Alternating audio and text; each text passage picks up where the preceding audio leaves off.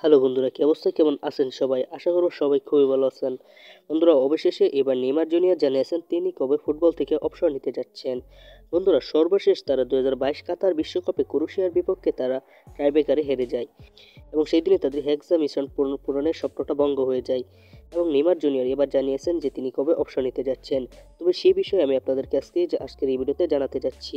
তবে চলুন আর বেশি দেরি না করে বন্ধুরা আমাদের আজকের ভিডিওটা শুরু করা যাক। বন্ধুরা, এবার নেইমার জুনিয়র তার অবসর নিয়ে কথা বলেছেন যে তিনি কবে ফুটবল থেকে অবসর নিতে যাচ্ছেন। এই বিষয়ে নেইমার জুনিয়র জানিয়েছেন তিনি 2026 বিশ্বকাপের পর তিনি ফুটবল থেকে অবসর নেবেন। যদি 2026 বিশ্বকাপ তিনি নিজের করে নিতে পারেন তবেও তিনি ফুটবল থেকে অবসর নেবেন, আর যদি 2026 বিশ্বকাপ তিনি নিজের করে নাও নিতে পারেন তবেও তিনি ফুটবল থেকে অবসর নেবেন। এবং বন্ধুরা, ওয়ার্ল্ডের কোনো প্লেয়ার, নেইমার যতবার ইনজুরিতে পড়েছে ওয়ার্ল্ডের কোনো প্লেয়ার এতবার ইনজুরিতে পড়েননি। তিনি তার ক্যারিয়ারের প্রায় 3/2 তিনি ইনজুরিতে কাটিয়ে দিয়েছেন। এতটা সময় যদি তিনি ইনজুরিতে না থাকতেন তবে হয়তো মেসির মতন 8টি ব্যালন্ডিয়র হয়তো তিনি জিততে পারতেন না, রোনালদোর মতো হয়তো 5টি ব্যালন্ডিয়র জিততে পারতেন না। অবশ্যই বেস্ট কয়েকটা ব্যালন্ডিয়র থাকতো নেইমার জুনিয়রেরও। তবে বন্ধুরা, ইনজুরি খেয়ে দিয়েছে পুরো ক্যারিয়ারটাই তার। ফুটবল জগতের মধ্যে ব্রাজিলের একজনই দুর্ভাগ্যবান প্লেয়ার, তিনি হচ্ছেন নেইমার জুনিয়র।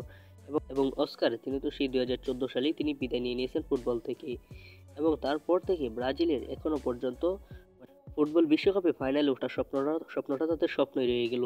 এখনো পর্যন্ত তারা নিজেদের ষষ্ঠতম বিশ্বকাপ এখনো ব্রাজিল গড়ে তুলতে পারেননি। তবে 2026 বিশ্বকাপটা আশা করি ব্রাজিলের গড়ে উঠতেও পারে। তবে সেই প্রসঙ্গে আপনাদের কি মনে হয় সেটি অবশ্যই আমাদের কমেন্ট বক্সে জানিয়ে যাবেন।